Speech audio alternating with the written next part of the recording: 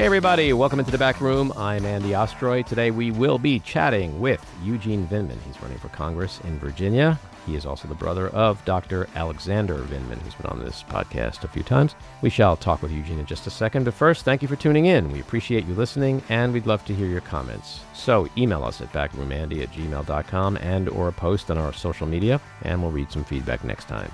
And if you like the podcast, please rate and review and follow or subscribe, and you'll be notified every time we post a new episode. So let's get to Eugene Vindman. He is an immigrant, a husband, a father of two, a human rights lawyer, and a former colonel in the U.S. Army. He and his twin brother Alex were born in the Soviet Ukraine. Following the death of their mother, the family immigrated to America as refugees with $759 to their name.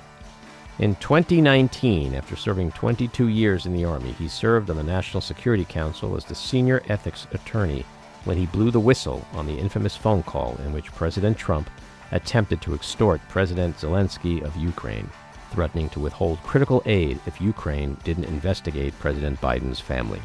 Trump was impeached but acquitted by the Senate. Trump retaliated, and Trump's vengeance cost Eugene his career. Colonel Vindman is now running to represent Virginia's 7th Congressional District. Eugene, welcome into the back room. Thanks, Andy. Glad to be here.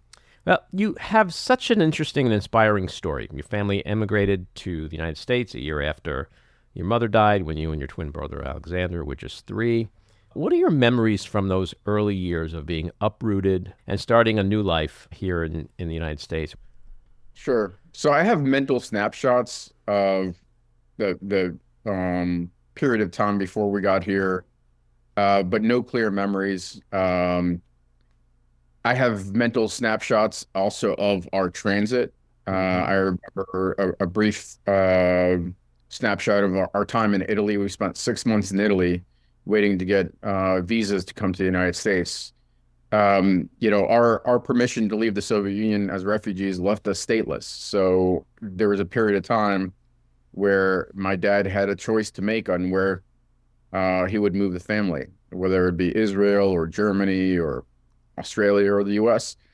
And he felt like the opportunities, the American dream, and the national ethic in the United States was the best fit for his family and to provide the opportunities that he wanted for his sons. Mm-hmm.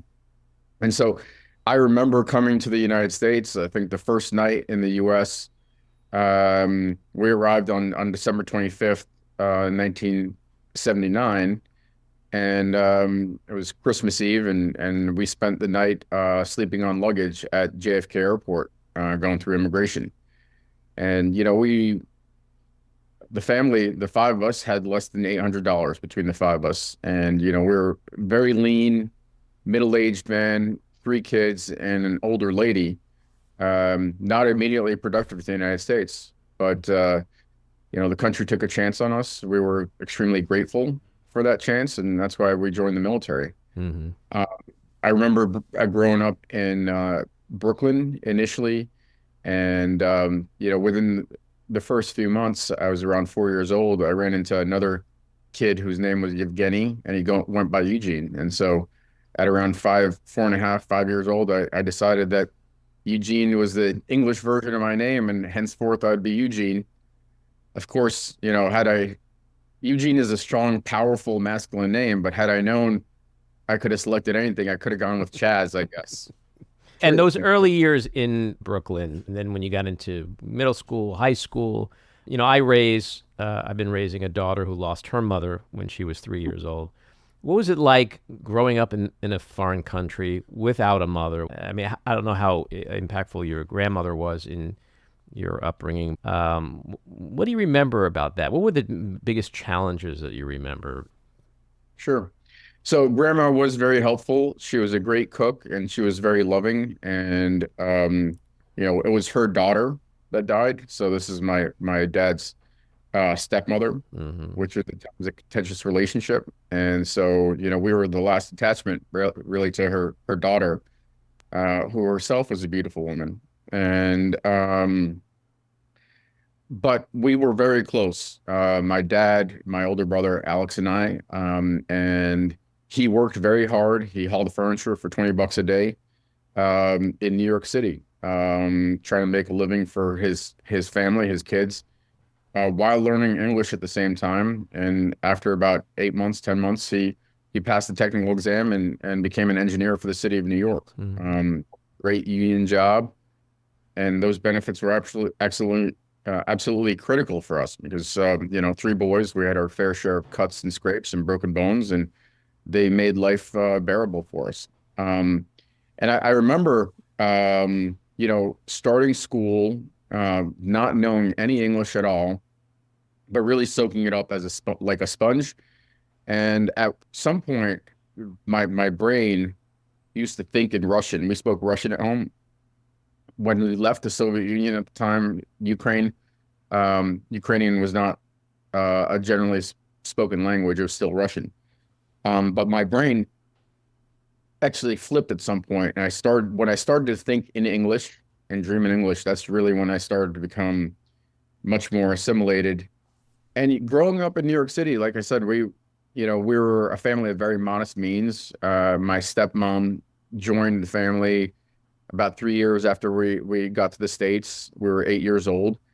And we were very happy. We played stickball, and we didn't have any green fields. It's Brooklyn. But we kicked the soccer around the concrete school well and stuff like that.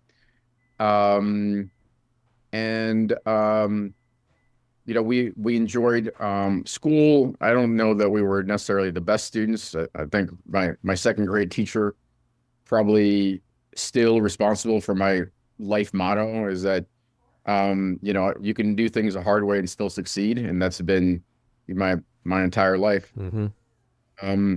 And went to school, public school, in New York City, PS 105, John Pershing Junior High School. And I remember actually the school when went there. Like you said, it was an interesting time because there were holes in the school. It was one of those 5-story buildings, like brick buildings that you see all over the city in this sort of standard pattern. But there were holes in the building, even at the higher floors, where you can look outside.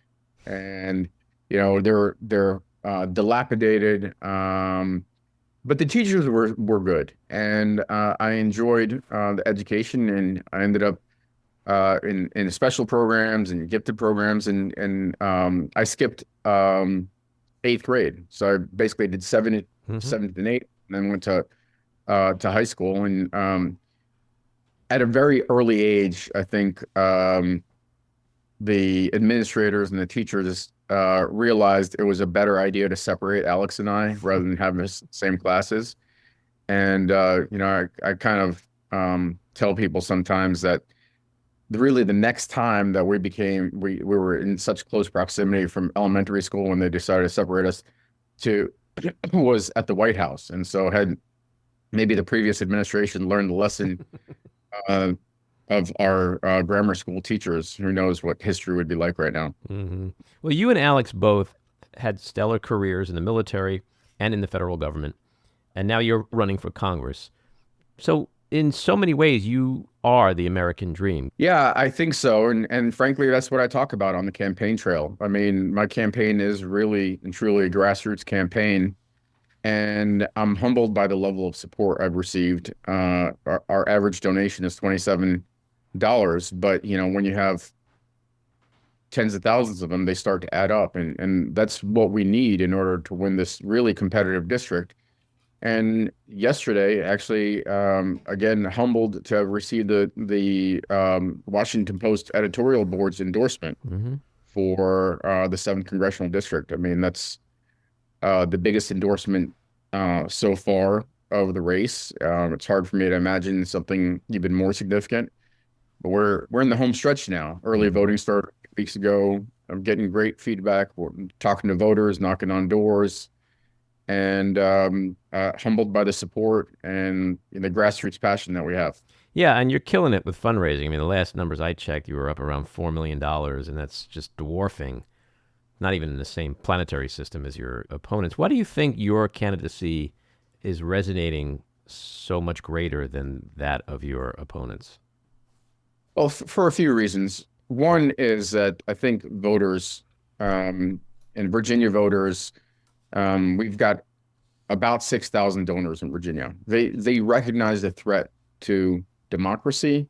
They recognize that this country is at a crossroads, and they see in me somebody with integrity. And this is something.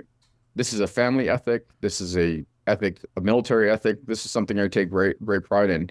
I will do what's right, whether it's popular or not, and people appreciate that from an aspiring politician. I've never been in politics before, and I think that that's what's resonating with donors, with voters.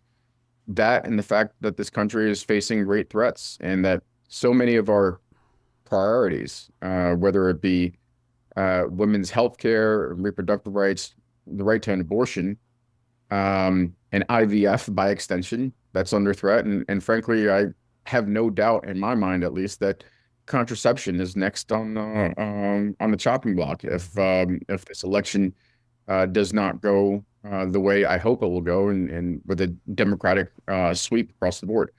The same goes with high quality, safe public schools. We have an issue here in my district where there are school boards that have been co-opted or usurped by extremists, MAGA extremists, that are banning books and burning books.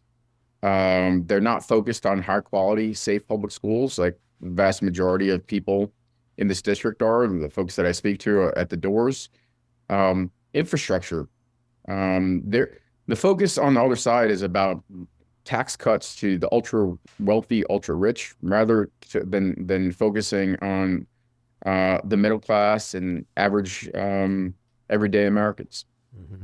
So the House has not been known to be a functioning governing body for some time now. You have lunatics like Marjorie Taylor Greene, Matt Gaetz, Jim Jordan, wielding more power than they should have. And we have a speaker in Mike Johnson who spent part of this week, and perhaps taxpayer money, in New York defending Trump while denigrating our judicial system. Why on earth would you want to wade in that cesspool? Yeah. Well, I think, look, Congress has historically low approval ratings. But when we talk about this massive sort of dysfunction, the chaos, that's actually, this level of chaos is sort of an order of magnitude worse, because we've had, the Tea Party and we've had the Freedom Caucus, but only in the last couple of years have we seen this level of dysfunction where the party in charge, the Republican Party, really can't get its own act together. They're so fractured internally, and it really is the chaos caucus. Mm-hmm. For me, I spent 25 years in the military, 25 years in service. I love this country. I'm grateful to this country. I refuse to let extremists appropriate our flag, appropriate the words in the Constitution. And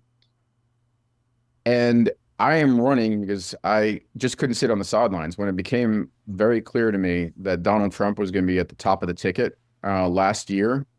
I was actually doing really rewarding work. I retired from the Army about a year and a half ago, and I signed on with a State Department funded program, multinational program investigating war crimes, and traveled to Ukraine using my skills, sort of what I thought would be the greatest contribution I could make using my skills and background. Traveled to Ukraine 14 times between June of 2022 to October of last year, and worked with prosecutors and investigators to hold Russian war criminals accountable. And that's all the way up the chain to Vladimir Putin. And it was rewarding, and it resulted actually just a few months ago in the International Criminal Court issuing arrest warrants on the top admiral in charge of the Black Sea Fleet and the top general in charge of long-range aviation for attacks on Ukrainian civilian infrastructure. And so obviously, and this is something you learn over the course of decades in the military, working at the White House and foreign relations, is that what happens in the United States has an impact everywhere around the world. Obviously, the local democratic principles that I talked about, but also even equally as important, frankly, is the geopolitical situation, the national security situation. What is the role of the United States in the world? Hmm. How engaged should we be? If we're not engaged, who fills that gap? Because it's not going to be, that vacuum is not going to stay unfilled. And it's going to be Russia, it's going to be China, Hmm. it's going to be Iran, it's going to be North Korea. And so, this myth about us being able to withdraw and not continue to lead is a myth. Well, We that's what can't I return. wanted to ask you about that because we recently saw a battle in the House over military aid to Ukraine, Israel, and Taiwan. And though a crucial aid bill was eventually passed, we now see Biden sort of drawing red lines in the sand, with regard to Israel and Rafah. You see Xi and Putin meeting in China, how the Republican Party has kind of done this crazy shift and now siding with Putin in Russia. What do you make of all this? And how important is it, to your point, that we continue to fund our allies in this particular climate? Yeah. So, I mean, if you think about the classic sort of Republican Party, national defense hawks are very pro engagement in the world. This is the complete antithesis to it. And Hmm. so, a classic Republican administration or challenger and minority in the House or Senate would be probably attacking the current administration for not doing enough. Here, they're taking the complete opposite perspective, and that's why I think that the support for Donald Trump and the Republican Party um, is actually pretty weak. I mean, every one of the last primaries that we've seen over the course of the last several months, Nikki Haley, who's been out of the race for Sure. months, Hmm. is getting 20%.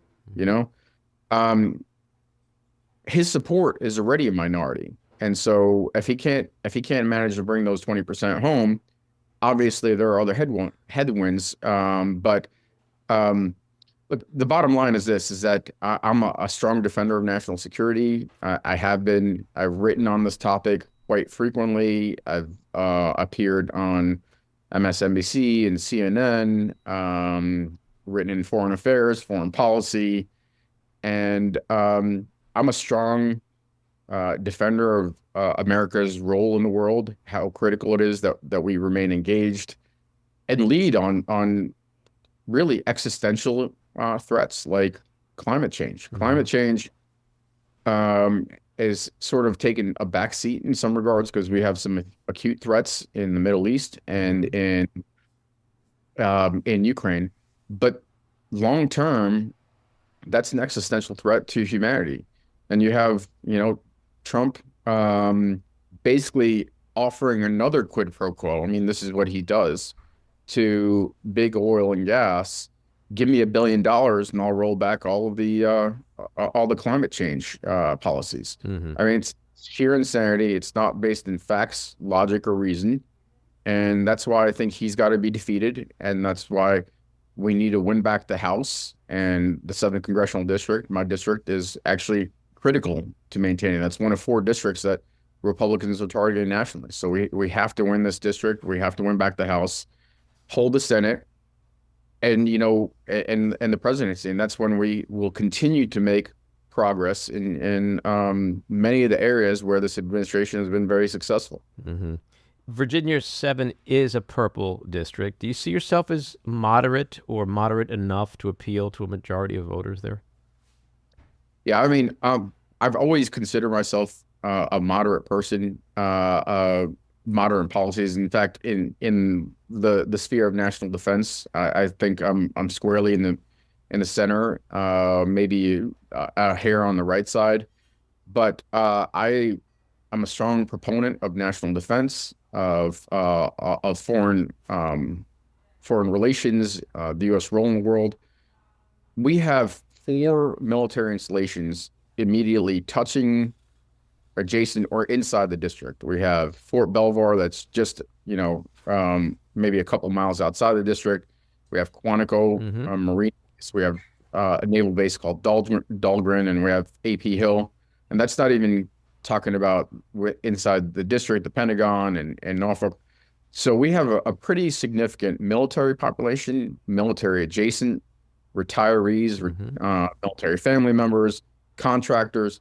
These are folks that are actually pretty engaged, and it's in some ways it's a unique district in the level of engagement and the amount of people that are engaged in the government, in some arm of the government, and so I think I would be very appealing to those folks, and frankly, a lot of my policies, I'm a very pro-business, but also balancing that against support to workers and consumers. And I think that's where I find myself squarely in the middle. And that's what the voters in district care about most, is that somebody that's fairly middle of the road that will get the job done. I spent 25 years in the Army working with people from all walks of life, all parts of the country, mission focused, and I will do that in Congress. On the other hand, I'll also never sacrifice fundamental principles. So I suspect I'm unlikely to co-sponsor many bills with Marjorie Taylor Greene. Shocking.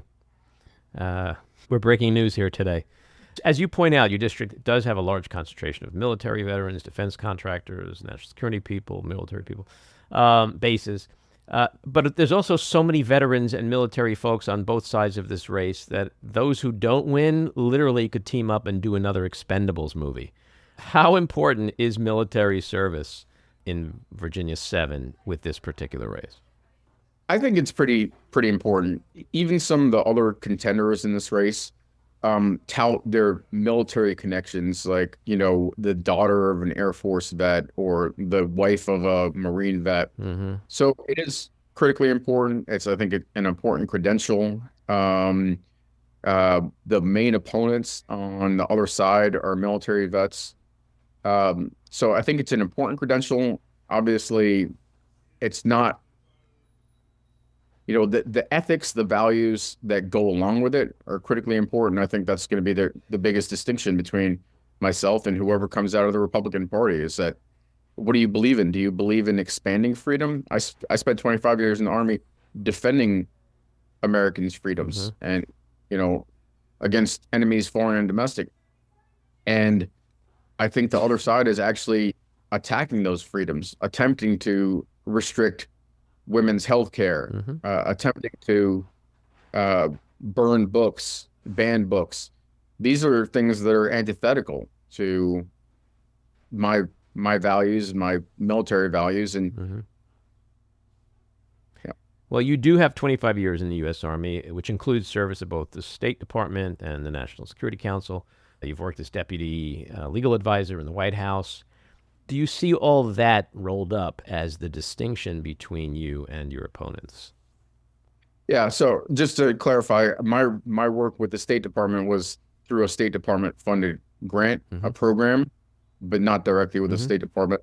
But yeah, these are all. So we're sort of in the last stages of this campaign. So we're making closing arguments. And when I talk about why I am the candidate that can hold a seat, that can serve this district in Congress, it's because of my experience. That's the military experience, it's the White House experience, it's the experience as a human rights, humanitarian law attorney. It's the values and ethics. It's having been tested when those values were put in jeopardy, when the commander-in-chief, in my mind, clearly violated the law, and reporting the commander-in-chief and throwing that flag. So I think it's these experiences, these values, but also, there's some tangible skills here. I'm a practicing attorney. I've been a prosecutor. I've investigated serious crimes. I believe in protecting victims of crimes. um, and equal justice under the law. So for me, when I was a prosecutor, it didn't matter whether it was a two-star general that was accused of a crime, or the president for that matter, or a private. I pursued those cases vigorously and diligently, and accountability is what's important, and in some way restoring victims. So, and I've also had the opportunity to write executive orders at the White House and provide input to pending legislation and markups. So, I think all of these skills, attributes are what make me qualified. Hmm. The other side seems quite afraid of you, the NRCC. You seem to be their target. I would imagine it's at the same time encouraging. It kind of puts more pressure on you because if you are the guy to beat, then it is almost your race to lose. And then it's a different, that kind of changes the landscape on the campaign trail, does it not? Yeah, in some ways, I think that, I'm in the military, we say we're silhouetted, right? So that means we're the central target. Hmm. So I get things from my Democratic opponents. There was an article in the Richmond Times-Dispatch that sort of described this phenomenon, and also from the right side, the NRCC. And I think afraid is understating. I think they're terrified, maybe even quaking by Quaking. the That's a notion. good word. Yeah, Haven't quaking. heard that one in a while. Yeah, yeah. Quaking in their Which usually is goes good. with in their boots. In their boots. But I don't know if they're wearing boots or what kind of footwear they have. So I just Hmm. don't want to take it that far. I'm Um, guessing Crocs. Crocs, probably Crocs. Quaking Yep, in their Crocs. loafers in their loafers. The point being is this: is that I think if I'm gathering that kind of attention from these extremists, I'm doing something right, Hmm. which actually bolsters me. Yeah, that's how I don't feel so much that this is my race to lose, as I'm doing something right and just continue to push forward and push hard until the finish line. Hmm. Let's shift to your old and continuing nemesis, Donald Trump.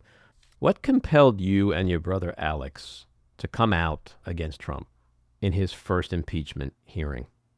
So Alex testified. I was at the hearing. Although I was initially called to testify, I did not appear in the hearings. Um, but I mean, Alex and I, when Alex reported the call to me, I mean, I'm his twin brother. We we lived 4 doors down from each other in Northern Virginia. We commuted to work together. We spoke every day, multiple times a day. I was also the ethics lawyer, and so I took complaints from the entire staff. So whether it was, our family ethic, or our military ethic, of integrity, or the fact that we felt like we had an obligation, that we would have been derelict in our duty had we not taken the actions that we did and reported the call. It was the right thing to do. It was an attack. Donald Trump's actions were an attack on our democracy, and I don't. We were both galled by the fact we understood the gravity Hmm. of what had happened. We didn't understand exactly how things might play out. How the hearings would go, and whether it would be fired, what effect it would have on our career, exactly. But we knew the gravity of what the president had attempted to do. And frankly, I think had Alex and I not taken those actions, we may be living in a much different world. Hmm. We Because if you think about, it's going back now. It'll be 5 years this summer, but everybody thought, hey, the former president, this quirky, wacky guy, he says inane, nonsensical things. How much do you take him seriously? Is he a laughing stock? Is he a buffoon? All of the above. But he had not previously attacked our democracy, our fundamental democratic principles in the way that he did until he attempted to interfere in our elections, which was continued pattern. He did that all the way up to January 6th until that phone call. And so that was the first highlight. Had that first domino not fallen and the American people started to realize the danger, it's very possible that Donald Trump would have been now into his second term, getting ready for his third term. Did you think when it went from the House to the Senate for the trial, did you think that the Senate would convict? Were you devastated when they didn't? I don't know that we weren't devastated. I mean, we were disappointed. I guess in some ways we had hopes that that the Senate, that our leaders would put our national security above sort of petty political interests. Ultimately, this was a national security issue, right? I mean, what we see now is the result of this interference in a national security, politicizing a national security issue, ultimately ended up being the largest land war in Europe since World War II, and the biggest threat to sort of the geopolitical system that the United States helped create and sacrifice so much in the wake of World War II and during World War II to create. And so we had hopes that the politicians would see that and make the right decision. And, some of them made the right decision, but unfortunately not enough. And that's why 2 days after he was acquitted, we were fired. We were walked out of the White House. The issue of preserving our democracy is not just a big issue to you on the campaign trail. It's obviously, for the reasons we've been talking about, a big issue to you, period. I'm assuming you've been following his trial in New York. How much connective tissue do you put in that trial and his other legal cases with your overall concerns about the preservation of democracy? Yeah, so I guess I would say I'm not following the trial so much because we're so close to our election. We're nearing the finish line, and I'm mostly focused on issues that, and this is an important issue undoubtedly, but issues that are important to voters here. And those are the things I talked about: the economy, schools, infrastructure, abortion. I am following maybe like the recaps.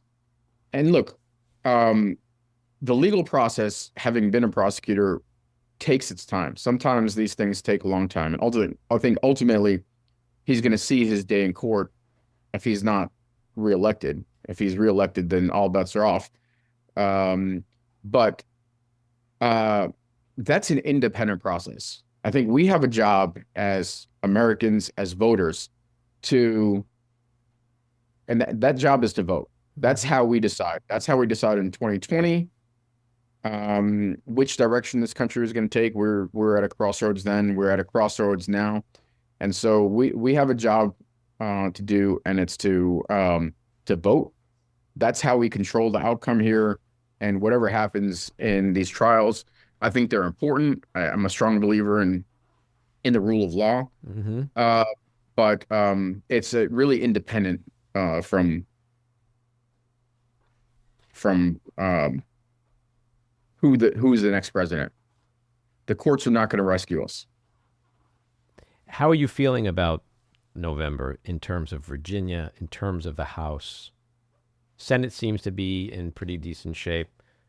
Biden, Trump, depending on which day it is and which poll you look at, it seems about dead even. How confident are you feeling about Democrats' chances? Look, I think Americans have a short memory. I've always had a short memory. It's what makes us really, generally speaking, a kind and forgiving people over the span of some years. But I also think that there is a sort of psychological component to the race and where we are now. And people are just not that engaged. We have now a choice between two candidates, Joe Biden and Donald Trump. And as we get closer to the election, I think people are going to become more engaged. People are going to remember how chaotic life was under the previous president.